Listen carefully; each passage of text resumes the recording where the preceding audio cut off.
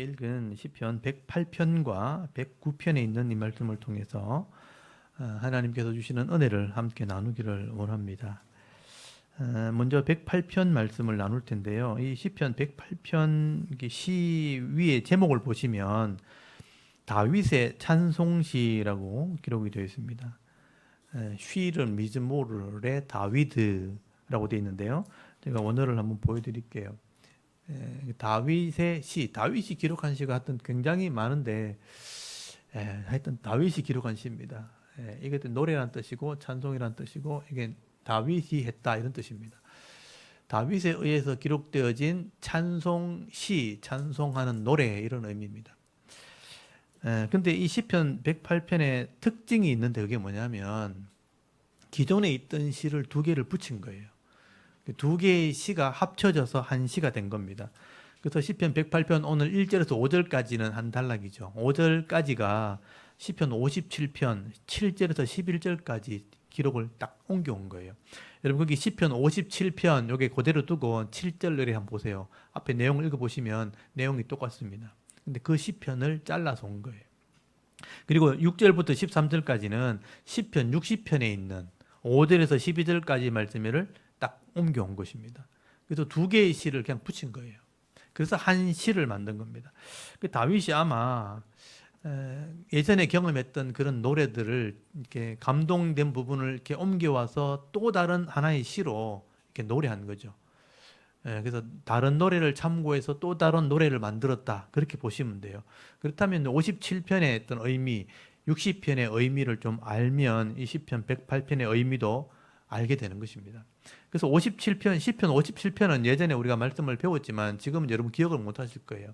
다윗이 사울 왕에게 쫓겨다닐 때, 막 도망을 다닐 때, 광야로 쫓겨다니고, 도망을 할 때 굴 속에서 이 사울을 만난 적이 있습니다. 그때 기록한 시예요. 이 사울 왕이요, 다윗을 미워했고, 자기 왕권을 위협하는 자라고 여겼기 때문에 조금 정신이 오락가락하는 상태에서 하나님의 영이 떠나면서 악한 영이 지배하면서 다윗을 굉장히 집요하게 미워하게 됩니다. 그러니까 주위에 있는 신하들이 막 다윗을 이제 같이 막 이렇게 욕하는 거죠. 비난하고 모함을 하고 사울이 잘못됐다 그러면 맞습니다 그러면서 진짜 잘못된 나쁜 놈입니다. 죽어야 됩니다. 이런 식으로 아부를 한 거예요. 그렇게 하면서 다윗이 안 좋은 사람이라는 것을 막 이렇게 말을 했겠죠. 악한 말로 비방을 하고 다윗을 아는 사람들에게 다윗을 이렇게 모함을 하고 그랬단 말이에요. 말로 죽이려고 했다는 거예요. 그래서 시편 57편 4절에 보면요. 그들의 이빨은 창과 화살이요. 그들의 혀는 날카로운 칼이로다. 그렇게 기록이 되어 있어요. 말로 비방을 하고 말로 모함을 하니까 그래서 그 혀가 나에게 찬 것 같다. 찌르는 칼 것 같다. 그렇게 말을 하는 거예요. 그래서 온갖 비난으로 죽이려고 하고 심지어 다윗을 잡아 죽이려고 거물을 치고 웅덩이를 팠다. 그렇게 기록이 되어 있습니다. 그래서 다윗은 이런 자들을 피해서 광야로 굴 속으로 도망을 다니게 됩니다. 그래서 시편 57편 1절에 보면요. 하나님이여 내게 은혜 베푸소서 내게 은혜 베푸소서 내 영혼이 주께 피하되 주의 날개 그늘 아래 이 재앙이 지나갈 때까지 피하겠으니 나를 이런 사람의 비방에서 건져달라고 그렇게 기도하는 내용이 시편 57편의 내용들입니다. 근데 여러분 그때 하나님께서 그 사해 옆에 있는 엔게디 광야라는 곳이 있어요. 그 엔게디에 굴이 하나 있는데 그 굴 속에서 사울을 다윗이 만나게 한 겁니다. 그래서 다윗이 사울을 죽일 수 있는 그런 기회를 얻게 된 거예요. 근데 이때 다윗이 사울을 죽이지 않습니다. 다윗의 믿음 안에는요, 왕을, 하나님이 기름 부어 세운 왕을 내가 죽일 수 없다. 그래서 옷자락만 살짝 베어가지고 내가 죽일 수 있었는데 안 죽였다. 그것만 알리고 나오게 되죠. 그리고 이 다윗은요, 이 악한 자들이 내게 있고 나를 죽이려 하는 사람들이 있지만 나를 이렇게 웅덩이를 파고 빠뜨리고 죽이려고 하는 그런 사람들일지라도 나는 똑같이 대적하지 않겠다. 도리어 나는 나를 도와주시는 하나님을 찬송하겠다라는 결심을 하게 되는 겁니다. 이게 이제 다윗의 믿음이죠. 그래서 오늘 그 부분만 딱 잘라온 거예요. 그래서 내가 이 부분은 내가 하나님을 노래하겠다. 이런 상황이지만 노래하겠다. 그렇게 좋은 상황이 아니죠. 쫓겨다니고 있고 쫓겨다니니까 궁핍하고 힘든 상황인데도 그 사람에게 대적하지 않고 나는 하나님을 찬송할 결심을 했다는 내용을 지금 기록한 거예요. 이게 교훈이 있는 겁니다. 그래서 오늘 108편 1절에서 5절까지 보시면요. 내가 사울에 쫓겨다니는 신세지만 나를 도우시는 하나님을 찬송하겠다. 이걸 오늘날의 좀 모습으로 적용하면요. 내가 지금 막 하는 일이 잘 안 되고 막 환경에 쫓겨다니고 여러 가지 문제에 쫓겨다니지만 나를 도우시는 하나님을 나는 찬송하기로 마음을 정했다. 그 얘기를 하고 있는 거예요. 그래서 오늘 1절 보십시오. 다윗은 자기 마음이 결정했다는 거예요. 하나님을 찬송하겠다. 하나님이여 내 마음을 정하였사오니 굳건하게 세웠다는 거예요. 내가 노래하며 나의 마음을 다하여 찬양하리로다. 비파야 수구마 깰지어다. 내가 새벽을 깨우리다 하고 결심을 하는 장면이 기록이 되어 있습니다. 이 다윗은 지금 내 입술로만 그냥 이렇게 노래하는 게 아니고요. 내 마음이죠. 인격. 내가 내 인격, 내 마음이 하나님을 분명히 알고 깨달았기 때문에 내 마음이 하나님을 노래하겠다. 그렇게 결정을 했다는 거예요. 그리고 내가 가진 이 모든 재능과 은사를 따라서 하나님을 찬양하겠다. 높여드리겠다라고 고백을 하는 겁니다. 다윗은요, 하나님께서 주시는 이런 재능들이 많은 사람, 손재주도 있고요. 똑똑하기도 하고. 제가 다윗을 보면 제가 다윗만큼 잘났다는 건 아니고 성격이 비슷해요. 그러니까 꼼꼼한 게 비슷해요. 손으로 하고 악기를 연주하고. 그러니까 이 손재주가 있으니까 뭘 잘해요. 다윗이 물팔매질 하면 맞추잖아요. 그 골리앗을 물팔매로 맞췄죠. 그게 보통 손재주가 아닌 거예요. 저도 사격을 굉장히 잘하거든요. 군대에 있을 때 제가 제일 1등 할 만큼 사격을 잘했어요. 그러니까 집중해서 막 이렇게 하는 걸 잘해요. 지금도 사격을 좋아하고 잘하고, 그래서 운동도 잘해요. 손으로 하는 운동을 다 잘합니다. 그러니까 이제 이런 기능들이 발달했으니까 악기도 연주를 잘하고 이렇게 하는 거예요. 저는 악기를 배운 적이 없지만 그냥 하는 거예요. 그러니까 있으니까 하는 거죠. 이게 재능이거든요. 은사기도 하고. 그래서 다윗은 이런 재능을 이용해서 나는 하나님을 노래하겠다. 내 목소리로 노래하겠지만 내 몸으로도 춤을 추겠지만 더 많은 재능으로 더 아름다운 소리, 더 큰 소리를 만들기 위해서 악기를 제조하기 시작했다는 거예요. 그래서 비파와 수구마 깨라는 것은 인격적인 표현을 쓴 거죠. 의인화한 거죠. 일어나라, 깨어나라. 하나님을 찬양하자. 새벽에, 이 말은 내가 모든 것을 하기 전에 제일 첫 시간에 내가 하나님을 노래하겠다. 그렇게 고백을 하게 되는 것입니다. 그리고 이제 3절부터 5절까지 보시면요. 넘어선 거죠. 내가 이제 만민에게, 모든 나라 이방 사람들에게도 이것을 알릴 거다. 하나님의 위대하심을 알릴 거다. 그래서 여호와여, 내가 만민 중에, 모든 백성 중에 주께 감사하고, 문 나라, 이게 이방 나라죠. 다른 이방 나라 중에서 주를 찬양하오리니 주의 인자하심, 헤세드죠. 사랑이 하늘보다 높으며 주의 진실, 변하지 않는 것, 말씀이 궁창에까지 일어나이다. 하나님이여 주는 하늘 위에 높이 들리시며 주의 영광이 온 땅에 높임 받으시기를 원하노라 하고 노래하겠다는 것입니다. 이방인 중에 하나님을 노래하겠다는 거죠. 이 다윗은 내가 믿고 의지하는 이 하나님은 이스라엘의 하나님만이 아니라는 거예요. 만민이, 모든 나라가 찬송해야 될 그런 하나님이라는 것을 말씀하는 것입니다. 그래서 여러분, 이 가사가 찬양이 되어 있는 게 있어요. 내가 만민 중에 주께 감사하며 하는 그런 찬양이 있습니다. 이 가사를 가지고 복음송을 만든 분이 있어요. 그런 찬양도 있습니다. 그래서 이 다윗은요, 하나님의 인자심, 그 사랑, 헤세드죠. 그리고 그 진실, 변하지 않는 이 말씀이 하늘에 가득 차 있다는 거예요. 그래서 온 땅에 있는 사람들이 하나님의 영광을 높이기를 원한다. 찬양해야 된다는 것을 노래하는 것입니다. 여러분, 지금 다윗은 평안할 때 지금 아니죠. 아까 57편의 향편을 보시면 알겠지만 평안할 때가 아니에요. 어려울 때, 곤고할 때, 쫓겨다닐 때 하나님을 노래하는 겁니다.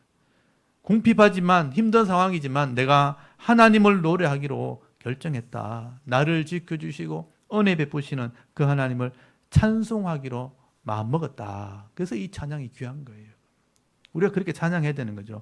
여러분, 다윗이 노래했던 그 하나님, 지금도 우리와 함께 하시는 하나님이십니다. 그 하나님을 안다면, 우리가 그 하나님 만났다면 우리가 똑같이 하나님을 찬양해야 되는 겁니다.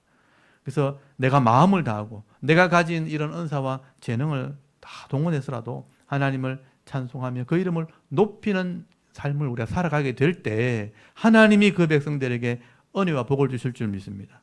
여러분, 오늘 여러 가지 어려운 환경과 또 상황 속에 있다 할지라도 하나님만을 의지하며 찬송하며 나아갈 때 나를 도우시는 그 하나님을 여러분의 삶 속에서 경험하고 체험할 수 있는 그런 은혜가 있기를 간절히 소원합니다. 그리고 여러분 시편 108편 6절 한번 보십시오. 6절부터는 단락이 나눠져요. 그래서 여러분 단락을 나누셔야 돼요.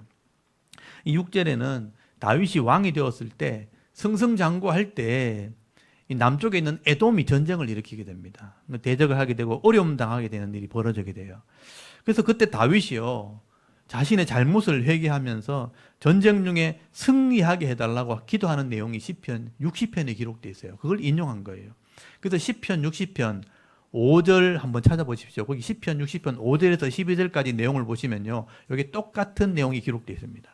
그건 알고 계셔야 돼요. 그래서 우리 시편 108편 6절 옆에다가 시편 60편 5절에서 12절 이렇게 써놓으시면 돼요. 그러면 이걸 아는 사람들은 거의 없습니다. 왜냐하면 전체를 비교해보지 않으면 절대로 알 수 없습니다.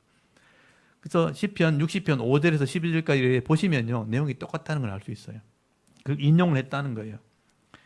이렇게 다윗은 어려움을 당했을 때, 문제가 생겼을 때 어떻게 했는가? 자기를 돌아봤다는 거예요. 우리가 뭔가 문제가 있다. 하나님 마음을 아프게 한 거 있는가? 또는 하나님 말씀에 내가 불순종하게 있는가? 우리의 잘못을 하나님 용서해 주시고 회복시켜 달라고, 우리를 고쳐 달라고 그렇게 기도하는 겁니다. 이게 다윗의 신앙이었다는 거예요. 그래서 여러분 이 시편 원문 거기 60편 4절에 보시면요, 하나님께서 주를 경외하는 자에게 깃발을 주신다고. 깃발이 바로 승리의 깃발이에요. 주를 경외하는 자에게 깃발을 주시고 진리를 위하여 달게 하셨나이다. 그래서 이 하나님을 경외하는 사람들에게는 하나님 승리하게 하시는데 진리를 위해서 그렇게 깃발을 달게 한다, 승리하게 한다는 것을 고백을 하게 되는 거죠. 하나님을 경외하는 자, 하나님을 두려워하는 사람, 그걸 예배하는 사람, 이런 하나님을 의지하는 자들에게는요, 하나님이 깃발을 주신다, 승리하게 하신다, 늘 문제에 이기게 하시는 거예요. 이기게 하시고 또 진리를 위해 살게 하신다, 그렇게 약속하셨다는 것입니다. 여러분 이 말은요, 다윗이 진리로 말씀대로 순종하기로 다짐했다, 결심했다는 것을 의미하는 것입니다. 그래서 다윗이 하나님 말씀대로 순종하게 될 때 이런 승리의 깃발을 얻게 되어지고 나중에 이기게 되는 삶을 살게 되는 겁니다. 그래서 여러분 6절부터 보시면요, 이런 신앙의 결단 위에 다윗이 승리하게 달라는 그런 기도를 하는 장면이 나옵니다. 주께서 사랑하시는 자를 건지시기 위하여 우리에게 응답하사 오른손으로 구원하소서. 여기 보면 주께서 사랑하시는 자들을 건지시기 위해서 오른손, 이 능력의 손이거든요. 능력의 손으로 우리를 구원해달라. 다윗은 하나님을 사랑하는 자라는 겁니다. 하나님이 능력의 손으로 나를 건져주기를 원한다, 그렇게 기도하는 것이죠. 우리가 인생의 문제를 만났을 때 나를 돌아보는 겁니다. 우리가 다 이렇게 평안할 수 없잖아요. 문제가 생기면 항상 자기를 돌아보는 거죠. 그래서 내가 잘못된 게 있으면 또 회개하고 하나님 이름을 부르고 기도하면요, 하나님이 그걸 해결해 주는 거예요. 이기게 하시는 것입니다. 그래서 7절 한번 보십시오. 하나님이 그의 성소에서 말씀하셨다는 거예요. 예배 자리에서 말씀하셨다는 거예요. 그 당시는 성소가 예배 자리예요. 성소에서 말씀하셨는데 말씀하시되 내가 기뻐하리라. 내가 세겜을 나누며 숫꽃 골짜기를 측량하리라. 길앗이 내 것이요 므낫세도 내 것이며 에브라임은 내 머리에 투구요 유다는 나의 규며 왕의 지팡이가 규입니다.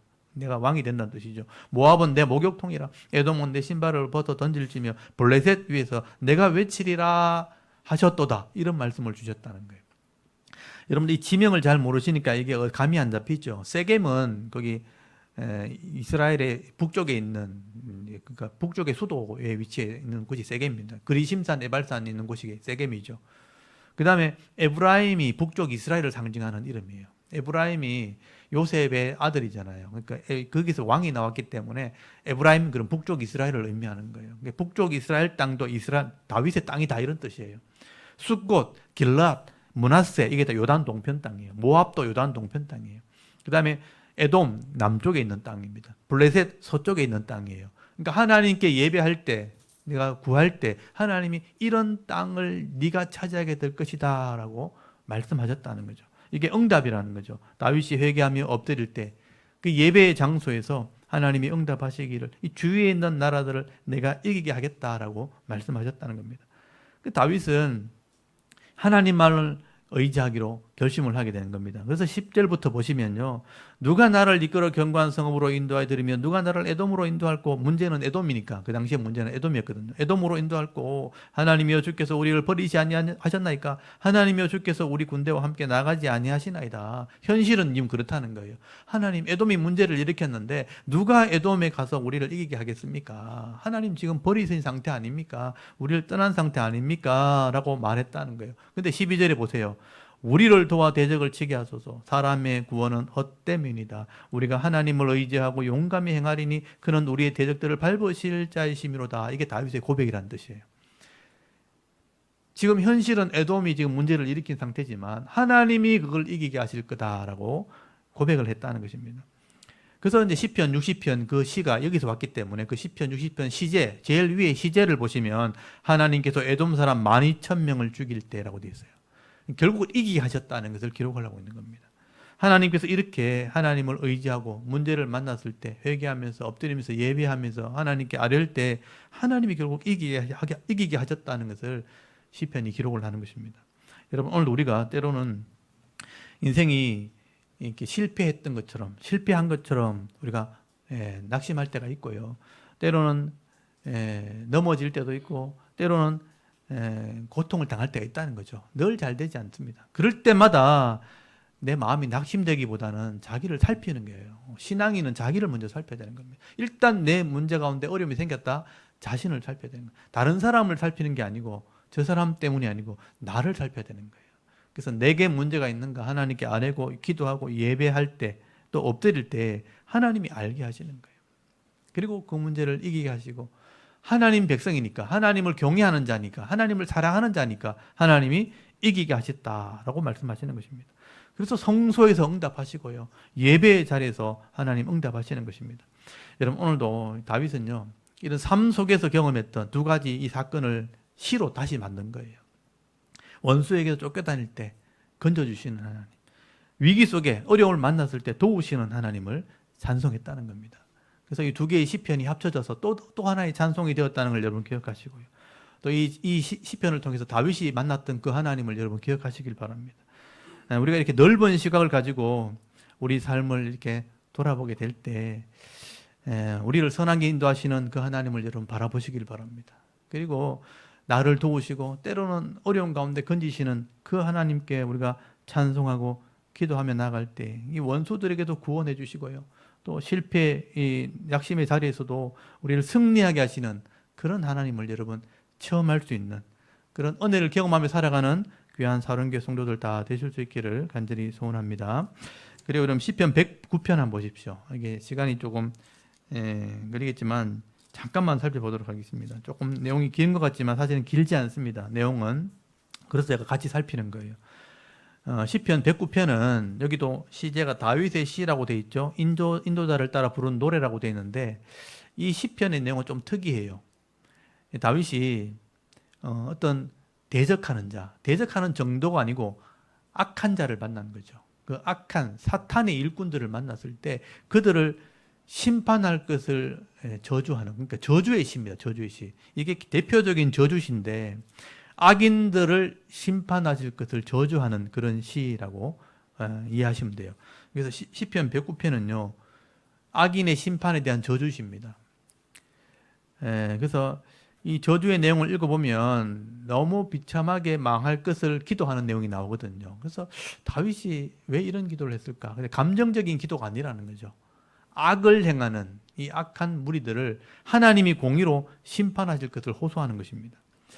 그래서 여러분 1절부터 6절까지 보시면 109편 1절부터 6절까지 보시면 다윗이 호소하는 내용이 나옵니다. 거기 보면 다윗이 의인으로서 이런 고통을 당했다는 거예요. 한번 보십시오. 1절에 보면 내가 찬양하는 하나님이여 잠잠하지 마옵소서. 굉장히 화가 나 있는 거예요. 그들이 악한 입과 거짓된 입을 열어 나를 치며 속이는 혀로 내게 말하며 또 미워하는 말로 나를 두르고 까닭 없이 나를 공격하였음이니이다 라고 기록을 합니다. 이게 다윗의 호소죠. 그래서 악한 입, 여기 한번 표시해 보십시오. 악한 입, 거짓된 입, 또 속이는 혀, 미워하는 말로 나를 공격했다고 돼 있죠. 굉장히 이제 악한 사람들이죠. 그래서 이런 사람들은 분명히 악인인 것은 분명한 것 같아요. 사람이 말이라는 것이 입에서 나오고 혀에서 나오는 게 아니고 마음에서 나오잖아요. 그 마음에서 이런 것이 입을 통해서 나오기 때문에 이런 것이 쌓여 있는 이런 사람이라면 악한 말, 악한 혀, 거짓 입술, 속이는 혀, 미워하는 말이니까 이 사람은 분명히 악인일 수밖에 없습니다. 그런데 이 다윗은 이런 악한 사람들 앞에 똑같이 하지 않고 하나님 앞에 엎드리는 거죠. 이러면 4절 한번 보십시오. 나는 사랑하나 그랬어요. 이 악한 사람들 앞에서 나는 사랑하나 그들은 도리어 나를 대적하니 나는 기도할 뿐이라. 이게 여러분이 해야 될 일이죠. 나는 사랑하는데 나는 그들은 나를 대적한다는 거예요. 근데 나는 그래서 기도할 뿐이라. 보통 이제 저 사람들이 나를 대적하면 나는 더 세게 하리라 이래야 되잖아요. 저 사람이 한마디 하면 난 두 마디 하고 저 사람이 주먹으로 때리면 난 발로 차고 그래야 이겨야 되잖아요. 근데 다윗은 그렇게 하지 않고 나는 기도할 뿐이라. 이게 이제 순종하는 모습이죠. 그래서 그들이 악으로 나의 선을 갚으며 미워함으로 나의 사랑을 갚아 싸우니 악인이 그를 다스리게 하시며 사탄이 그의 오른쪽에 서게 하소서라고 기도를 합니다. 여기서부터 이제 저주시가 나오는 거예요. 다윗은 하나님의 사랑으로 사랑해 보려고 하고 선을 막 행하는데 그 악한 사람들은요 도리어 다윗을 대적을 하는 거예요. 미워함으로 나를 갚았다라고 말을 합니다. 그래서 다윗은 이런 악한 사람들이요 사탄과 함께 저주받기를 바랍니다라고 기도하기 시작하는 거예요. 이게 저주시예요. 그 6절부터 나오는 게 다윗의 저주시입니다. 그 내용이 뭐냐면요 그 악한 자의 집안이 쫄딱 망하게 달라는 거예요. 진짜 쫄딱 망하는 거예요. 근데 이건 감정적인 기도가 아니에요. 감정적으로 그렇게 하는 게 아니고 이런 사탄이 악함을 통해서 이들을 이렇게 역사했다면 그 악인의 심판을 그러니까 사탄의 심판을 기도하는 것입니다. 그래서 6절에 보시면요. 악인이 그를 다스리게 하시며 사탄이 그의 오른쪽에 서게 하소서라는 것은 사탄이 심판받기를 원한다는 뜻입니다. 여러분 사탄이라는 거 많이 들어보셨죠? 사탄의 이름이 이제 여기 성경에 보시면 이게 사탄이에요. 사탄인데 대적자, 그 의미는 대적하는 사람이란 뜻이고 하나님을 대적했기 때문에 원래는 이게 천사였어요. 그룹, 케루빔 또는 천사였는데 천사가 하나님의 주위를 올라가려고 창조 이전에 이런 일이 벌어졌었죠. 그게 성경에 기록되어 있습니다. 그래서 하나님을 대적하기 위해서 대적하다가 하나님이 심판해서 타락한 존재. 그래서 하나님이 대적자가 되는데 그 이름이 사탄이에요. 그리고 마귀란 이름이 있어요. 둘 다 똑같은 이름이에요. 참소자, 요거는 대적자, 이런 파괴자 이런 의미입니다. 그래서 이 사탄, 이 영적인 존재가 혼자 하나님을 대적한 게 아니고 그 밑에 있는 쫄개들이 같이 대적을 했었는데 그 쫄개들이 같이 타락을 해서 귀신들이 됩니다. 그래서 사탄은 대장 하나고 그 밑에 쫄개들이 귀신들입니다. 그래서 이들을 하나님이 심판하실 것을 결정했는데 그래서 심판하실 것을 결정하고 난 뒤에 이 사탄이 인간을 타락시켰거든요. 죄를 짓게 만들었단 말이에요. 그래서 하나님이 이 사탄의 심판을 종말로 미뤘어요. 그리고 이 죄인들을 구원하시기 위해서 하나님 구원 방법을 가르쳐 주는 게 성경에 기록되어 있는데 이 구원 방법을 줬을 때 하나님이 믿음으로 선택해야 되기 때문에 믿음으로 선택한 사람은 구원하시겠지만 선택하지 않은 사람들은 심판을 해야 되잖아요. 어떻게 구별하는가? 사탄의 시험을 통해서 이기는 사람이 성도고 지면 불신자인 거예요. 그래서 사탄이 악한 일을 해서 미혹하는 존재로 종말까지 그냥 허락을 해준 거예요. 그게 성경의 역사입니다. 그래서 사탄과 이런 귀신들은 종말에 심판받도록 돼 있어요. 근데 하나님께서 다윗을 통해서 이런 사탄은 결국은 이런 심판을 받게 될 것을 호소하는 기도를 기록하게 된 것은 사탄은 결국 저주받은 존재라는 것을 얘기하는 거예요. 그래서 여기 저주란 단어가 나옵니다. 저주받고 심판받는 존재다. 그래서 7절부터 이런 악인을 위한 기도지만 사실은 악인 뒤에 역사하는 사탄에 대한 저주입니다. 그렇게 이해하시면 되죠.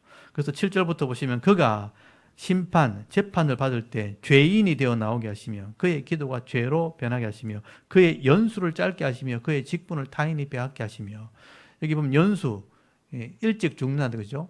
또 직분, 하나님이 직분 빼앗긴다. 이게 직분이 빼앗기는 게 나중에 유다가 그렇게 돼요. 유다가 사탄에 들어가지고 일하다 직분이 빼앗기잖아요. 그렇게 예언적인 시로도 해석을 합니다. 그래서 연수를 짧게 하시고 직분을 타인이 빼앗게 하시고 그 자녀는 고아가 되게 하시며 그 아내는 과부가 되며 그의 자녀들은 누리하며 구걸하고 그의 황폐한 집을 떠나 비로 먹게 하소서. 그 집안이 망하게 달라고 기도하는 거죠. 악인의 가정, 악인의 기업이 망하게 달라. 다윗이 그 당시 왕인데 어떻게 이렇게 사람에게 망하게 달라고 저주할 수 있겠는가, 이렇게 우리 생각할 수 있지만 사실은 이건 개인적인 감정이 아니고요, 또 사탄에 대한, 악인에 대한 심판을 호소하는 것이고요, 또 죄에 대한 심판을 호소하는 것입니다. 그래서 율법에 보면요, 레위기 율법에 하나님께 범죄한 자들은요 3대가 망한다고 돼 있어요. 왜냐하면 죄의 영향이 그렇게 간다는 거예요. 아버지, 아들, 손자까지 그 죄의 영향, 살아있을 때 그걸 보고 따라가기 때문에, 그래서 3대가 망하게 될 것을 성경에 기록이 되어 있어요. 그래서 연수가 짧아지고 후손들은 유리하고 황폐하게 된다라고 그렇게 말씀하기 때문에 다윗이 그렇게 호소를 하는 겁니다. 여러분 11절 한번 보십시오. 고리대금 자, 그러니까 빌려주는 자가 그 소유를 다 빼앗게 하시며 그의 수고한 것을 낯선 사람이 탈취하게 하시며 그에게 인애를 베풀 자가 없게 하시며, 그러니까 가족을 망했으니까 도울 사람이 없게 해달라. 완전히 망한 거죠. 그의 고아에게 은혜를 베풀 자도 없게 하시며 그의 자손이 끊어지게 하시며 후대에 그들의 이름이 지워지게 하소서. 뭐 이렇게 조상들이 그림을 남겨놓고 이름을 남겨놓고 뭐 동상을 남겨놓고 하잖아요. 그거 다 없어지게 해달라. 기억하는 일이 없게 해달라. 이 죄의 결과라는 거죠. 이 죄가 그만큼 무서운 거예요. 그렇게 심판을 받게 되는 겁니다. 여러분 15절에 보시면요, 왜 이런 심판을 받는지 이유를 써놨죠. 그 죄악을 항상 여호와 앞에 있게 하사 그들의 기억을 땅에서 끊으소서. 그리고 16절 한번 보십시오. 그 인자를 베풀 일을 생각하지 않냐고 가난하고 궁핍한 자와 마음이 상한 자를 핍박하며 죽이라 하였기 때문이다. 인자를 베풀 일을 아예 그러니까 권력이 있고 돈이 있어도 사랑을 베풀 생각을 도무지 하지 않는 사람들이죠. 이 사람들이 가난하고 궁핍한 자, 마음이 상한 자 이를 핍박하여 죽이려고 했기 때문에 이 사람들이 이렇게 심판받는 거다. 그가 저주하기를 좋아하더니, 그러니까 악한 사람의 이 특징이 뭐냐면 저주하기를 좋아한다는 거예요. 저주하기를 좋아하더니 그것이 자기에게 임하고 축복하기를 기뻐하지 아니하더니 그를 멀리 떠났다는 거예요. 입에서 늘 사람을 저주하고 욕을 했는데 그게 자기에게 다 돌아왔다는 거예요. 또 저주하기를 옷 입듯 하더니 저주가 물같이 그의 몸속으로 들어가며 기름같이 그 뼛속에 들어갔나이다. 이 악한 사람들 이런 삶을 살았기 때문에 이런 심판을 받는 것입니다. 그래서 이런 악인들은요, 악한 영을 통해서 그렇게 시험을 받았겠지만 하나님이 은혜와 복이 임해도 그것을 의로운 일에 쓰지 않습니다. 악한 일에 사용하고요, 인애를 베풀지 않고 도리어 어려움 당한 사람을 더 괴롭게 하는 거죠. 그래서 축복을 하기를 거절하고 늘 저주하고 욕하고 그렇게 비난했던 것이 자기가 옷 입듯이 물이 들어가듯이 자기에게 다 들어가게 되었다. 이게 악한 자의 특징이라는 겁니다. 19절 한번 보십시오. 저주가 그에게는 입는 옷 같고 항상 뛰는 띠와 같게 하소서. 이는 나의 대적들이 곧 내 영혼을 대적하여 악담하는 자들이 여호와께 받는 보응이니이다. 그렇게 말씀하죠. 여러분 마음에 악이 가득하고 입에 저주가 나오는 자들은 결국 이런 심판을 받을 수밖에 없다는 것입니다. 그런데 이 심판이 너무 비참한 거예요. 그 집이 다 망하고 아들, 후손들까지 다 망하고 도울 사람도 없고 기억이 사라지게 만들어버리고 그런 완전한 심판을 받게 하는, 이게 저주시거든요. 근데 이렇게 악한 자를 만났을 때 우리가 기도할 수 있는데, 예전에 이제 중세 시대에 그런 사람이 있었다 그래요. 사제들을 찾아가지고 정말 묘한 사람이 있는데 저주 좀 해달라고. 그러면 이 구절을 읽어줬다 그래요. 이 본문을 읽어주면서 이렇게 되게 하옵소서. 여러분 정말 대적자들이 생기면 이 말씀으로 기도하시면 돼요. 왜냐하면 악한 그 사람이 미워서가 아니고 그 속에 있는 악한 영들이 심판받기를 원하는 거예요. 하나님께 호소하면 하나님께서 이 기도를 들으시고 응답하시는 거예요. 그리고 21절부터 보시면요, 그런 악인들에게 고난받는 의인들은 하나님 위로하시는 거예요. 고난받는 의인들을 위한 기도가 나옵니다. 다윗이 그런 사람들을 위해서 기도했다는 것은 자기도 그런 어려움을 당했다는 거예요. 여러분 21절 한번 보세요. 그러나 주 여호와여, 주의 이름으로 말미암아 나를 선대하소서. 주의 인자하심이 선하시오니 나를 건지소서. 이렇게 기도하죠. 나는 이런 악인들에게 고통을 당했으니까 선대하시고 건져주십시오. 주의 이름으로 말미암아 주의 이름을 위해서 이 의인들을 선대해달라고, 건져달라고 그렇게 기도하는 거예요. 22절을 한번 보십시오. 나는 가난하고 궁핍하여 나의 중심이 상함이니이다. 나는 석양 그림자같이 지나가고 또 메뚜기같이 불려가오며 검식함으로 내 무릎이 흔들리고 내 육체는 수척하오며 나는 또 그들의 비방거리라. 그들이 나를 보면 머리를 흔드나이다. 이런 어려움을 당했다는 거예요. 그러니까 이 힘 있는 사람들이 저주하면서 막 핍박을 하니까 다윗이 가난하기도 하고 궁핍하기도 하고 중심이 마음이 늘 상했다는 거예요. 그런 어려움을 당했다는 거예요. 근데 이거는 잠깐입니다, 사실은. 석양의 그림자같이 곧 사라진다는 거죠. 메뚜기같이 뛰어다니는, 쫓겨다니는 인생이 되었다. 때로는 금식도 하고 다리가 흔들릴 정도로 금식을 하면서 기도하기도 하고 내가 나타나면 비방하고 내 머리 흔들고 막 나를 비난하는 그런 어려움을 당했다. 이게 의인들의 어떻게 보면 현실의 모습일 수 있다는 거죠. 바르게 하려고 하면요, 그런 어려움을 당할 수 있습니다. 악한 사람이 많으니까. 근데 그게 잠깐이라는 거죠. 근데 악한 사람을 대적하지 않고 싸우지 않고 하나님을 믿고 의지하며 기도할 때 하나님이 도와주시는 거죠. 다윗은 이것을 이런 어려움 속에서도요, 기도하고 찬송하게 되는 것을 기록하게 되는데, 이렇게 기도하고 찬송하게 될 때 하나님이 응답하시는 내용이 26절부터 27절까지 마지막에 나와 있어요. 여호와 나의 하나님이여 나를 도우시며 주의 인자하심을 따라 나를 구원하소서. 이것이 주의 손이 하신 일인 줄을 그들이 알게 하소서. 주 여호와께서 이를 행하셨나이다. 이게 다윗의 기도입니다. 하나님이여 나를 도우시며 주의 인자하심을 따라 나를 구원하소서. 이것이 주의 손이 하신 일인 줄을 그들에게 알게 하소서. 이게 의인의 기도죠. 28절에 보시면요, 하나님이 응답하시는 내용이 나와요. 그들은 저주하지만 주께서 내게 복을 주시고 저들은 수치를 당해도 주의 종은 즐거워하게 될 것을 선포하게 되는 겁니다. 그래서 우리 거기 28절을 여러분 거기 줄을 쳐놓으시고요. 109편 28절. 그들은 내게 저주하여도 주는 내게 복을 주소서.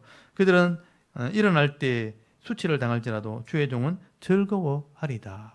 그들은 덜 저주하지만 그 속에서 결국 나는 복을 받게 되는 거예요. 그들은 덜 수치를 당하게 되지만 나는 즐거워하게 되는 일이 있게 될 거다. 이게 하나님께 주시는 응답입니다. 하나님이 이런 복으로 응답해 주실 것이라. 이게 성도의 복이라는 거죠. 29절에 보십시오. 나의 대적이 욕을 옷 입듯 하게 하시며 주의 자기 수치를 겉옷같이 입게 하소서라고 기도하게 되죠. 자기가 한 욕이 또 저주가 자기에게 그냥 돌아가게 달라. 그렇게 기도하는 겁니다. 또 30절에 한번 보십시오. 내가 입으로 여호와께 크게 감사하며 많은 사람 중에 찬송하리니 그가 궁핍한 자의 오른쪽에 서사 그의 영혼을 심판하려 하는 자들에게서 구원하실 것이미로다. 여기 궁핍한 자가 바로 다윗이고 의로운 사람들이에요. 왜냐하면 어려움을 당했기 때문에. 근데 궁핍한 자의 오른쪽에 누가 서 있냐면 하나님이 서 있는 거예요. 내가 의로운 삶을 살려고 할 때, 어려움 당할 때 내 혼자 있는 게 아니고요, 내 오른쪽에 하나님이 서 있다. 그게 응답입니다. 응답. 그래서 이길 수 있다고 말하는 것입니다. 결국 의인들은요, 많은 사람들 앞에서 감사와 찬송을 드리게 될 것이고요, 하나님이 내 오른쪽에 서셔서 나를 구원하는 것을 경험하게 될 것을 말씀하게 되는 것입니다. 저는 이제 삶을 살아가면서 이런 은혜를 많이 경험했어요. 제가 특별하게 많이 가진 것이 아니고 능력 있는 사람이 아니기 때문에 사람들로 살아갈 때 많은 어려움을 당했습니다. 그러니까 바르게 살려고 애를 쓴 거죠. 직장생활 하다 보면 그런 일을 많이 만나게 됩니다. 그럴 때마다 굽히지 않고 말씀대로 살려고 애를 쓰면요, 결국은 하나님이 이기게 하시는 거죠. 어려움 당하는 건 잠깐이에요. 사실 그게 영원할 것 같은데 사실 잠깐이에요. 내 믿음이 있는지를 시험해 보는 것 같은 거예요. 그런 어려움을 통해서 내 믿음이 옳다는 것을 인정되면 그것이 결국은 복으로 나타나게 되는 거죠. 하나님이 오른쪽에 서셔서 나를 구원하신다. 결국 기도로 승리하는 자가 되어지는 것입니다. 결국 여러분, 의인들은요, 이런 하나님의 섭리와 그런 응답을 알고 있기 때문에 이제 그런 경험 있는 사람들은 좀 어려움이 와도 이제 인내하게 되는 거예요. 아, 하나님이 이것도 이기게 하실 거다. 그게 이제 믿음이 되는 거예요. 인내하니까 변하지 않고 변하지 않으니까 그게 믿음인 거예요. 여러분, 내가 앞으로 주어질 그 은혜를 확신하지 않으면 인내가 안 되는 거죠. 거기서 변해버리는 거죠. 조금 유혹이 오고 핍박이 올 때 포기해버리는 거죠. 그냥 세상 따라가 버리고 신앙 포기해버리고 그냥 세상 사람들처럼 거짓말해버리고 욕을 해버리고 쏘개버리고 그냥 넘어가 버리는 거죠. 그러면 그 속에서 더 큰 또 고통을 따라오게 되는 겁니다. 이 죄는요, 반드시 그 대가를 물어야 됩니다. 그게 하나님 법이에요. 그래서 그걸 믿음으로 견디는 것이 결국 인내가 드러나면 그게 믿음이 되는 거죠. 그래서 이제 의인들은 결국 이런 은혜가 있기 때문에 하나님을 확신을 하기 때문에 인내로 가는 겁니다. 인내, 시간이 좀 걸리죠. 시간이 걸린다는 게 이제 중요한 거예요. 근데 우리 젊은 사람들은 그 시간을 참지 못하기 때문에 쉽게 하나님 보이지 않습니다. 인생을 많이 살아보지 않았기 때문에 지금 당장 어려움 만났을 때 하나님이 없는 것처럼 보이고 하나님이 전혀 보이지 않으니까 쉽게 막 포기하는데 이 말씀을 아는 지식이 있으면요 그걸 넘어서게 되는 거예요. 아, 이게 하나님께서 이런 과정을 통해서 나를 인도하시는구나. 그런 믿음이 있어야지만 인내로 넘어가게 되고 인내가 믿음이 되고 시간이 지날 때 그게 드러나게 되는 것입니다. 여러분 그걸 배우시기 바랍니다. 짧은 인생 속에 그걸 배우셔야 돼요. 안 배우시면요 계속 넘어집니다. 계속 실족하고 똑같은 자리에 계속 맴돌다가 그냥 서 있는 거예요. 그래서 이런 시간이 걸린다, 인내가 필요하다, 기다리는 믿음이 필요하다는 걸 여러분 배울 수 있길 바랍니다. 이게 우리의 지혜가 되고 믿음이 되어야 되는 것입니다. 그래야 이 시대에 우리가 의인의 복을 받아 누리게 되는 것입니다. 여러분 우리가 살아가는 이 시대도요 지금도 여전히 악인들이 형통하는 것처럼 보입니다. 사실은 분명히 저 사람 거짓말하고 나쁜 사람, 악한 사람인데 권력을 가지고 있고 부를 가지고 있고 잘 되게 보이는 것처럼 보이죠. 근데 그게 잠깐이라는 거예요. 불합리한 것처럼 보이죠. 그런 사람을 통해서 의로운 사람들을 하나님 드러내시는 것입니다. 그래서 마음이 독한 사람, 악한 사람인데 막 성승장구한 것처럼 보이기도 하고요. 정말 잘못된 길을 가는데도 잘 되는 것처럼 보일 때도 있다는 것이죠. 그건 어제나 오늘이나 변함이 없습니다. 그러나 여러분, 하나님께서 분명히 말씀하십니다. 어느 시대든 간에 하나님이 시대를 초월해가지고 그 행한 대로 갚으시는 분입니다. 악인들에게는 악인의 심판으로, 의로운 자들에게는 의인의 말씀에 복을 주셔서 하나님께서 행한 대로 복을 주시는 분이 하나님이라는 것을 말씀하는 것입니다. 오늘 저와 여러분이 그것을 믿는 것입니다. 여러분 오늘도 우리가 하나님 말씀대로 살고 의인으로 살아가는 것이 쉽진 않지만 그것이 하나님의 뜻이고 옳은 것이라면 믿음으로 인내하시고요. 또 기도하면서 이 길을 달려가실 수 있기를 바랍니다. 그러면 오늘 이 다윗의 찬송을 보시면서요 하나님을 찬송하실 수 있기를 바랍니다. 오늘 말씀에 기록되어진 것처럼 권능의 손, 하나님의 오른손, 능력의 손으로 우리를 구원하시는 그 하나님으로 말미암아 많은 사람들 앞에서도 감사하고 찬송하면서 남은 생애를 살아갈 수 있는 저와 여러분의 이런 영적인 삶의 모습이 되실 수 있기를 주의 이름으로 축원합니다. 아멘. 우리 잠깐 기도드리겠습니다. 하나님 오늘도 하나님 앞에 나와 예배하게 하시고 이 시편의 어려운 이 깊은 진리의 말씀들을